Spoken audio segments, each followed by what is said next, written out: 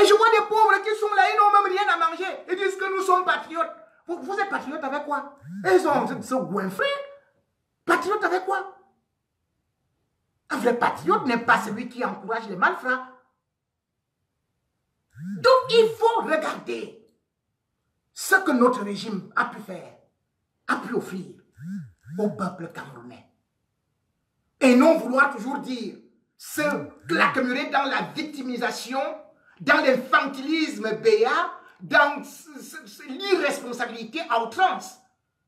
Quand je vois un monsieur comme Félix Zoro, du haut de sa taille comme un panneau de basket, qui ose dire, qui ose traiter Ahmad Ahmad de crapule, hein? Je rigole, non seulement le vocabulaire ordurier pour une personnalité de cette envergure, irrespectueux, mais ces arguments ne tiennent pas. J'ai vu Zogo sur le plateau avec le jeune Wilfried Ekanga, qui l'a roulé au sol. Et je l'ai vu transpirer avec une cravate qui traînait comme une liesse de chiot. Il transpirait comme à l'époque quand nous allions à Mourada manger notre petit mets. Oui, Zogo, Félix, on a quand même été amis. On mangeait nos mets chez la maman là, avec beaucoup de piment. Et tu transpirais beaucoup. Et c'est comme ça que tu as transpiré, parce que tu n'avais pas d'argument. Tu ne peux pas dire qu'aujourd'hui, le Cameroun est victime d'un complot d'Ahmad Ahmad. Cela veut dire que c'est Ahmad Ahmad qui décide à la CAF. Ahmad Ahmad n'est pas autocrate.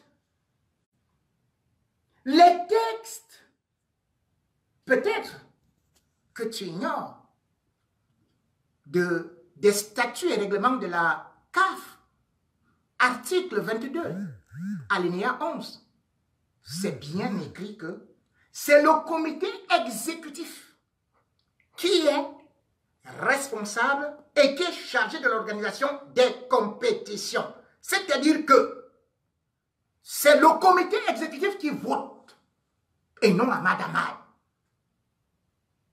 Le Cameroun, pour la première fois, monte. Tout le monde a rejeté l'organisation de la CAN au Cameroun. C'est bien dit, à l'unanimité. Le chef qui a été retiré au Kenya, c'était à la majorité. C'est-à-dire qu'il y a quand même certains qui se sont opposés. Mais parmi tous ceux qui étaient du comité exécutif de la Confédération africaine de football, tous ont dit non à l'organisation de la CAN au Cameroun. Et c'était des experts qui étaient bien habilités, qui ont sorti des rapports. Même la première expertise, vous avez été capable de l'organiser au Cameroun. La première expertise de la CAF, qui devait venir avec PricewaterhouseCoopers, c'était du 20 au 28 août 2017. Vous n'étiez pas prêts. Et l'expertise qui devait être menée avec chef de délégation, une égyptienne, a dû renvoyer son séjour au Cameroun. Donc regardez que vous n'étiez même pas prêts pour une expertise. Et maintenant, toi qui as juré qu'il y aura la CAN et qui était prêt à bagarrer avec le jeune Wilfried Ekanga, au lieu de te taire, tu commences à dire que vous avez des possibilités de pouvoir même traîner la CAF au TAS. C'est incroyable. Quelle hallucination. Quelle ignorance encyclopédique, mon Dieu. Pour un grand enseignant de cette envergure. Mais, je crois que, première des choses, sur quelle base allez-vous partir? Vous allez dire, nous étions prêts à vouloir livrer des stades? Puisque pour une compétition, il faut déjà tester les stades. Vous ne l'avez pas fait. Et je vous dis bien que la CAF est dans son droit. Article numéro 44. En cas de manquement pour les charges que vous avez signées, la CAF est dans le droit de retirer la CAN immédiatement, je dis bien immédiatement, le droit de retirer la CAN avec effet immédiat, en tout temps. C'est ce qui est écrit dans l'article 44. En cas de manquement. Voilà donc vos manquements. Il n'y a pas de route, on va y revenir. Il n'y a pas d'hôpitaux, on va y revenir. Il n'y a pas de stade, on va y revenir. Il n'y a pas d'électricité, on va y revenir. Il n'y a pas d'eau, il n'y a rien. Il y a quoi qui est prêt au Cameroun? Vous dites que vous allez attaquer la CAF? Je peux vous dire que vous risquez d'avoir une surprise très désagréable. Attaquer la CAF et le Cameroun est mort. Le Cameroun est mort pourquoi? Parce que même la CAN 2019 ne devrait pas être accordée au Cameroun. Le président de la Fédération zimbabwéenne de football s'était révolté que c'était une attribution politique. L'Algérie s'était levée en disant mais c'est pas possible. Le Cameroun n'a présenté aucun dossier et on offre une CAN comme ça. Et ce que vous oubliez, c'est que quand on offre la CAN au Cameroun, c'est en 2014. Or, l'article 28 des statuts et règlements de la CAF dit ceci. Le comité exécutif désigne l'organisateur de la CAN 6 mois avant le début. Et 6 ans avant le début. Voilà ce que dit l'article 28. Or, le Cameroun est désigné en 2014 pour la CAN de 2018, c'est-à-dire 4 ans. Sans appel d'offres. Ce qui est écrit dans les textes, qu'il faut un appel d'offres. Non seulement les 6 ans ne sont pas respectés, il n'y a pas d'appel d'offres. C'est Issa Hayatou, sur la base des maquettes et des promesses folkloriques pompeuses de son parent Biya, qui décide de donner la CAN au Cameroun. Sinon, le Cameroun n'avait rien. Sur quelle base donc vous allez pouvoir renverser la CAF? Sur quelle base? La CAF a même été très bonne envers le Cameroun. La CAF a été indulgente. Mais, professeur Zogo, professeur Félix Zogo, lisez l'article 92, alinéa 4 de la CAF qui dit ceci. Lorsque la CAF vous retire une compétition, le pays hôte, c'est-à-dire qu'à 6 mois avant l'organisation, le pays hôte paye une amende d'1 million de dollars, sans compter les dommages et intérêts. Le pays hôte est suspendu pour cette édition-là, plus les 2 éditions à venir. Donc si Ahmad Ahmad voulait était vraiment contre le Cameroun, première des choses, le Cameroun prenait une amende. Plus les intérêts, parce que la CAF a des contrats. Plus ce qu'on peut appeler, ce que je vous ai appelé tout de suite, les suspensions. Or, Ahmad Ahmad a voulu tempérer. Et vous a dit que vous alliez organiser une CAN en 2021. Or, c'est impossible. Le Cameroun n'organisera pas la CAN 2021. Prenez date. J'avais dit, il y a plus d'un an, qu'on n'allait pas y parvenir. Plus patriote que moi, tu meurs. Mon pays, moi, je l'aime. Je ne suis pas un griot. Je n'aime pas le régime. Mais j'aime mon pays. Je me bats pour mon pays.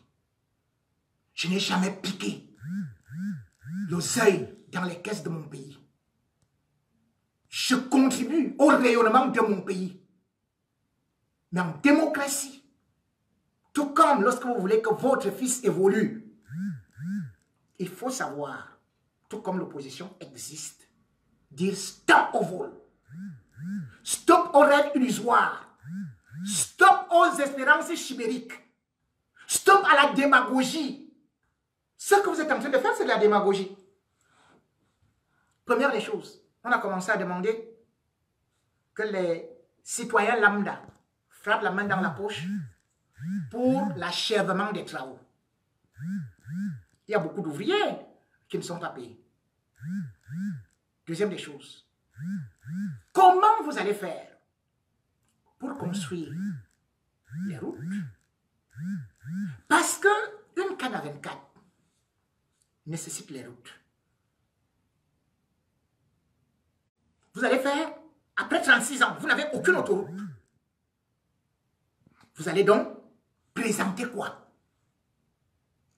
Deuxième des choses, il faudrait peut-être, si vous dites que vous n'avez pas les autoroutes pour relier les grandes villes, il faudrait bien que vous ayez les voies ferroviaires. Or, les voies ferroviaires du Cameroun ont un écartement de 80 cm, parfois 90, alors que les recommandations internationales demandent un écartement des rails d'1 mètre. Ce qui signifie que l'accident qu'il y a eu à Ezeka, c'est parce que les vieux wagons, il fallait aller les prendre, soit au Canada, d'autres en Chine, qui n'avaient pas de frein, avec une locomotive de l'ancienne époque. Vous ne pouvez pas mettre les Africains, les journalistes qui viendront de l'étranger, dans de telles locomotives. Parce que Karaïdjo avait eu à construire ça, c'était 622 km². Mais après, il a donné ça à Bolloré. Bolloré devait les changer. Puisque sur le plan international, c'est pour ça d'ailleurs que les assurances ne peuvent pas payer les familles des victimes. Pourquoi? Parce que les assurances sont claires. Mais attendez, vos rails ne répondent pas aux normes. Vos wagons ne répondent pas aux normes. Vous allez faire ça comme. Deux, vous allez dire non, ils vont prendre les avions. Le Cameroun, Camerco, a combien d'avions? 3 avions. 3 avions de 50 places. 3 avions. C'est-à-dire que la plus pauvre compagnie qui puisse exister au monde. Et le Cameroun vient de perdre sa certification IOSA. Et il ne fait plus partie de ce qu'on appelle l'Association internationale des compagnies aériennes. Pourquoi? Parce que le Cameroun n'a pas ce qu'on appelle la sécurité au niveau des cabines, les contrôles techniques, les ceci et cela. Et le dernier contrôle a donc enlevé le Cameroun. Ce qui signifie que plus une agence de transport aérien n'a le droit de vendre un bien Camerco à qui que ce soit. Et vous croyez que c'est des joueurs internationaux qui sont assurés, qui vont venir monter dans vos coucous de hibou? Mais non. Et d'ailleurs, comment ça va faire pour transporter tout ce monde-là? Ça va se passer comment? Il faut donc une flotte. Alors, autre chose, même si on a des avions, on tombe sur autre chose. Les aéroports. L'aéroport international de Yaoundé, la capitale, vient d'être déclaré non conforme aux normes internationales par les États-Unis.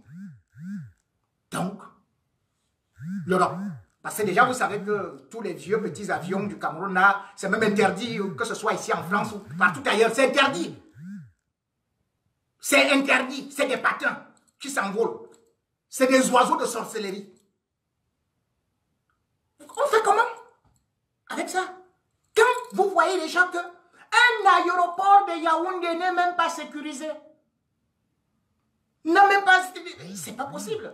L'aéroport de Bafoussam, mais mon Dieu, mais l'aéroport de Bafoussam, les gens vont, le vieil aéroport, les gens vont jouer, et les enfants, ils jouent le petit football là. Mais à Garoua, et on y sèche du maïs, du miel et tout et tout. Mais à Douala, mais on n'a pas d'aéroport sécurisé. Comment on va faire? Et de deux. Il faut d'autres structures telles que les hôpitaux. Pour l'instant, le plateau technique du Cameroun, c'est de la rigolade. S'il faut faire l'IRM à un joueur, il faut aller où? À l'hôpital général?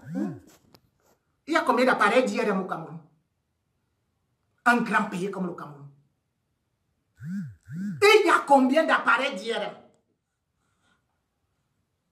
C'est pour ça que dès que il y a un mal à la tête, même n'importe quel ministre ou n'importe qui, bam! C'est ici. Il y a quoi?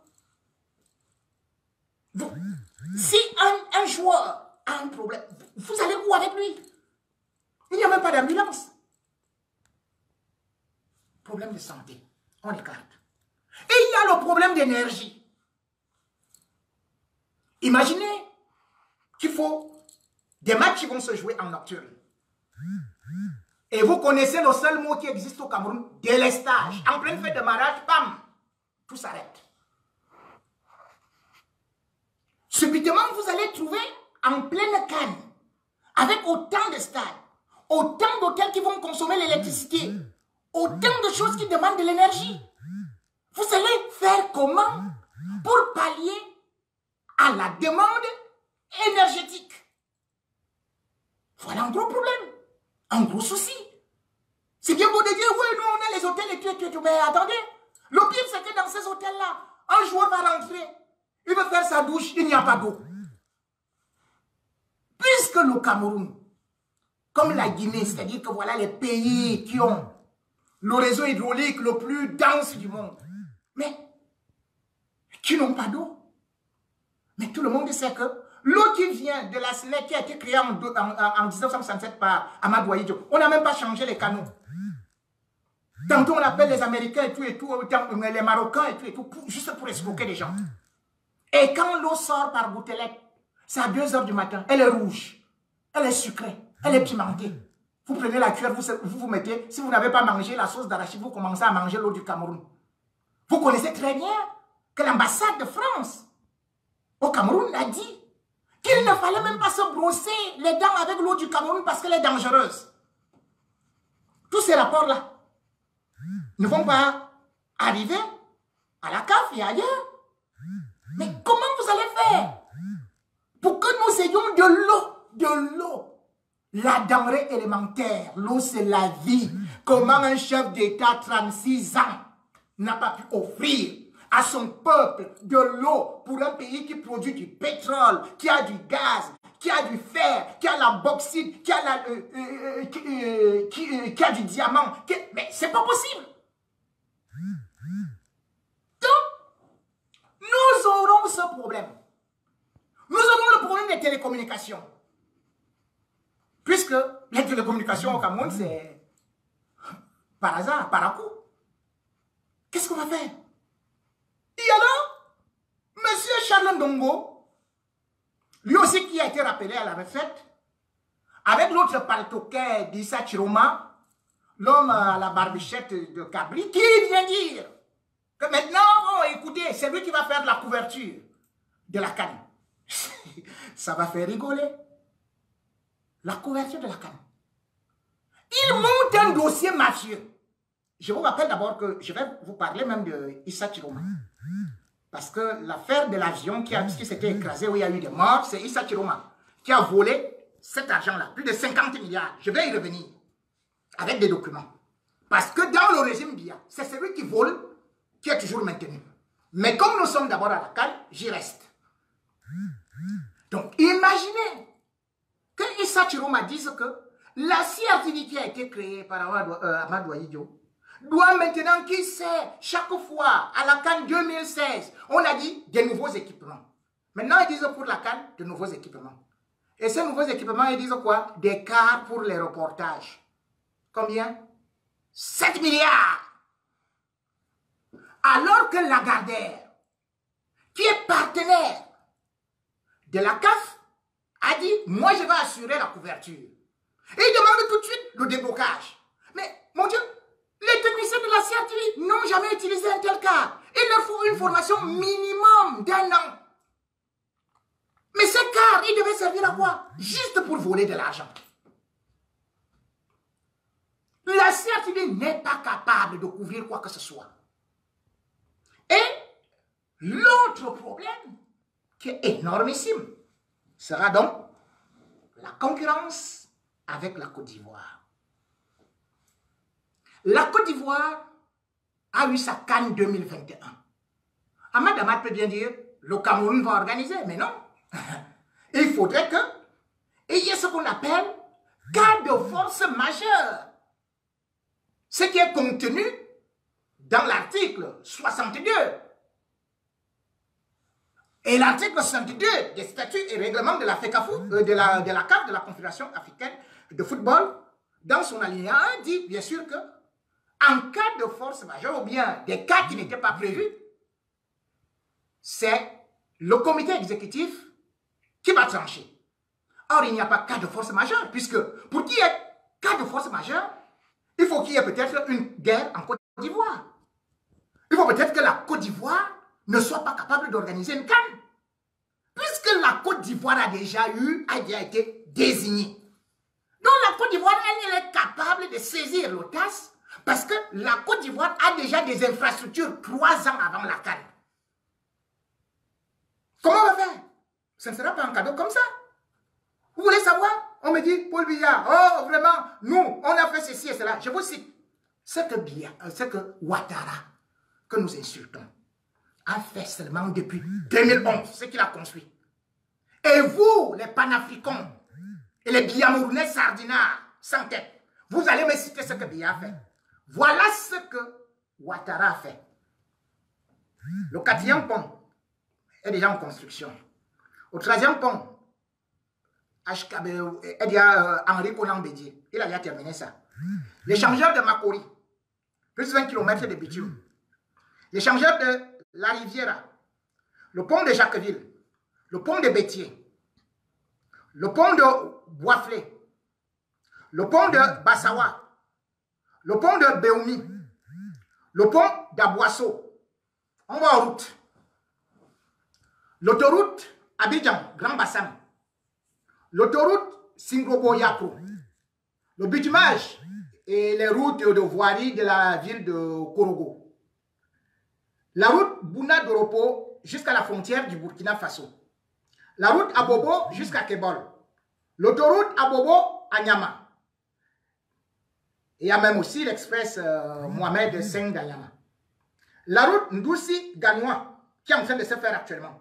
La route Yakro au Boisflé. C'est en train de se faire actuellement. La route Azopé à Coupé, Komoué. La route à Beauville, Séchi, Rubino. Le boulevard de France qui a été élargi, qui a été redressé, qui a été bitumé. Il y a le boulevard Anglais CHU. Le boulevard de Yopougon, Koweït Palais. Le boulevard de l'abattoir Port-Bouette.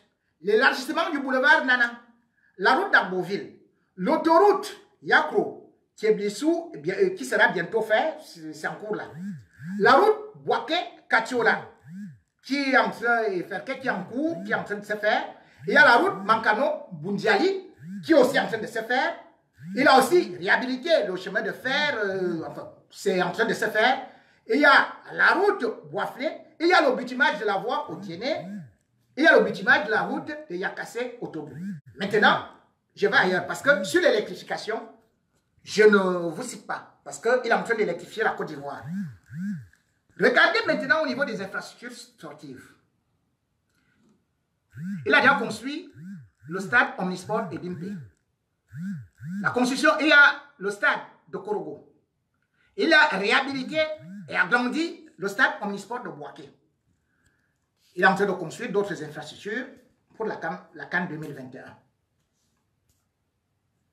On me dit que Paul Biya a tout fait pour l'éducation. Que c'est lui qui fait que les Camerounais soient très instruits. Mais moi, je vais vous dire ce que Ouattara a déjà fait. Université de Mans, Université Alassane Ouattara de Boaké, Université de Korogo, Université de San Pedro, qui est en train de se faire là, la construction de 17 000 classes, 816 collèges, 59 lycées généraux et techniques, 1452 salles de classe équipées. L'école professionnelle qui a été offerte par le roi, je crois, Mohamed VI, parce que lui, il connaît prendre. Hein? Ah oui, dans la diplomatie, lui, il prend. Il est d'ailleurs revenu avec 1900 milliards de la Chine. Alors que nous, on est revenu avec quoi? À peine 1 milliard pour les anglophones. Voilà. Il a déjà fait la CMU, carte d'assurance maladie, l'hôpital mère-enfant, des centaines de centres de santé, le CHU d'Angré, l'hôpital général de Ganois, l'hôpital général d'Adjamé, l'hôpital Saint-Jean-Baptiste de Tiasalé, l'hôpital Saint-Joseph de Moscati Yoko, le centre de radiothérapie de Cocody, le centre de médecine nucléaire, le centre multisectoriel Mohamed V de Lupogon, la réhabilitation de l'équipement du CHU, la construction de 5 hôpitaux militaires qui sont en gestation. Ils seront à Boaké ou encore à Korogoy. C'est ça. Où sont les hôpitaux militaires même au Cameroun? Il n'y a pas. Au niveau social, je ne peux pas compter. Et les stations d'eau, et tout et tout. Il a relevé les SMIC, et tout et tout. Les logements sociaux. Qu'est-ce que vous voulez que je vous dise? Et c'est contre cette Côte d'Ivoire-là que le Cameroun va batailler pour arracher la canne. Cette Côte d'Ivoire qui a les autoroutes, qui est en train de construire le plus grand, la plus grande tour d'Afrique. Vous vous trompez. Voilà la réalité. 36 ans sans rien faire. 36 ans de somnolence. 36 ans de malgouvernance. 36 ans de détournement et de corruption. 36 ans de népotisme. 36 ans de tribalisme. 36 ans de nullisme. Voilà le bilan de M. Paul Biya. Et la canne lui a été retiré un jour historique, le 30 novembre, jour de la mort d'Amadou Ahidjo, père fondateur du Cameroun, mort à Dakar, et dont le corps est toujours dans un endroit là-bas isolé. Une ingratitude. Lui, Amadou Ahidjo, que n'a-t-il pas fait pour le Cameroun? Le palais où se trouve Biya a été construit par Amadou Ahidjo à hauteur de 200 milliards. Il n'y a jamais mis pied. Le palais des congrès par Amadou Ahidjo. La CRTV par Amadou Ahidjo. Tous les ministères par Amadou Ahidjo. Tout ce qui est au Cameroun par Amadou Ahidjo. La régie Fercam, Amadou Ahidjo. La SNEC, Amadou Ahidjo. La SONEL, Amakam, Evekam.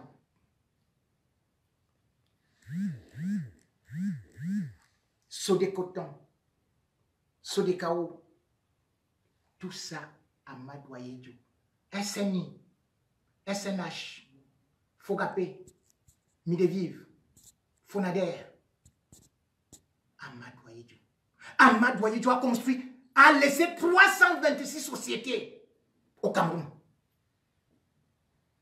Paul Biya non seulement les a pillées, y compris les banques, il les a privatisées, il a pris l'argent, il a empoché, il a tout détourné avec la bande de voleurs qui est autour de lui. Rien. Il n'a cité moi une seule société que Biya va laisser pour la postérité. Citez. Dites-moi. Que ce soit. Citez-moi une société.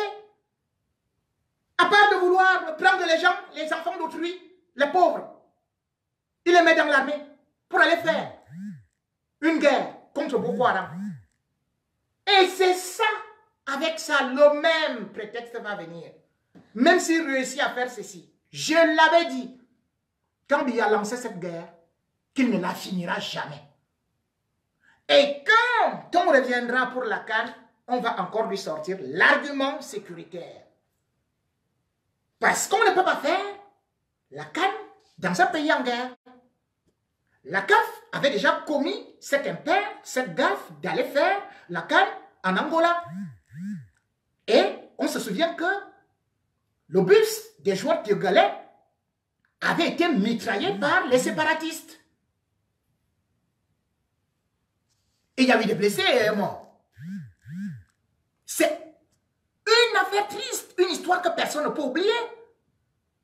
Alors, le Congrès américain avait déjà écrit à la FIFA et à la CAF qu'on ne pouvait pas donner la CAN au Cameroun parce que le Cameroun est un pays en insécurité. Paul Biya, au lieu de dialoguer, a dit « Je vais même faire la guerre contre mon peuple ». Ce n'est pas l'étranger qui a quand même poussé Paul Biya à aller faire la guerre contre les anglophones. Il fallait juste dialoguer et c'était terminé. On allait faire des concessions comme en politique. Mais il a dit « Non, moi je vais faire la guerre ». Et cette guerre ne finira pas. Parce qu'on ne pourra jamais organiser la CAN dans un pays en guerre. Et Paul Biya est en train de dire qu'il met la fin à la guerre par décret. Et qu'il signe encore un décret. Comité de démobilisation. Mais est-ce qu'on peut de façon unilatérale, même si je sais, on m'avait dit que ce monsieur-là avait fait les études juridiques et tout. J'en doute. J'en doute. Parce que pour créer un comité de démobilisation, qu'est-ce qu'il faut? Il faut les deux parties. C'est-à-dire que il faut que vous puissiez négocier, que vous fassiez chacun de son côté des concessions. Et la première des choses aurait été de libérer les leaders anglophones qui sont en prison. Quelqu'un se lève comme ça et dit, bon, allez, vous partez déposer les armes et tout, on va les déposer où? Vous voyez, quelqu'un qu'on a tué son père, on a tué sa mère, on lui dit, va déposer les armes, on va te réinsérer. Sans rien. Ça va se passer sur quelle base? De façon unilatérale. Cela ne s'est jamais passé nulle part.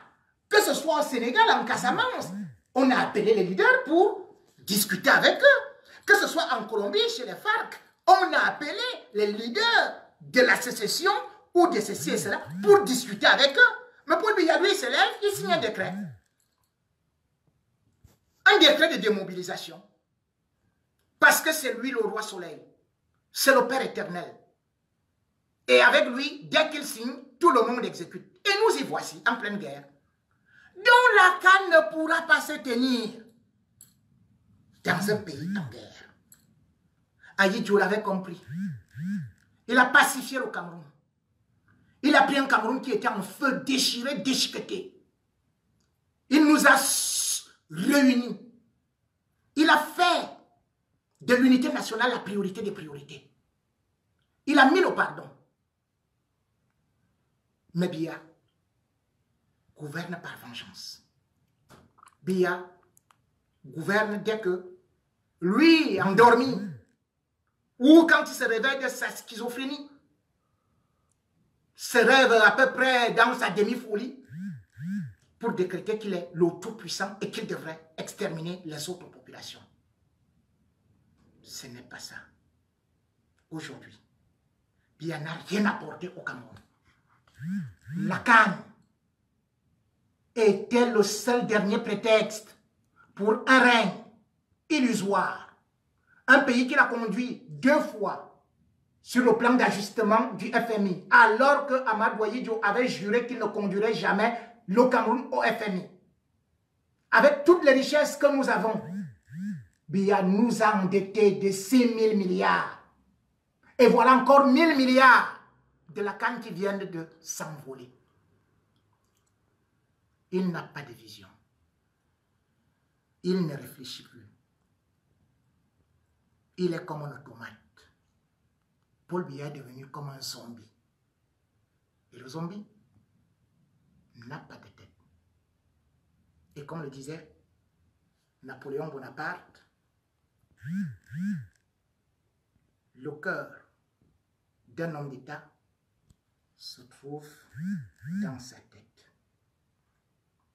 Merci.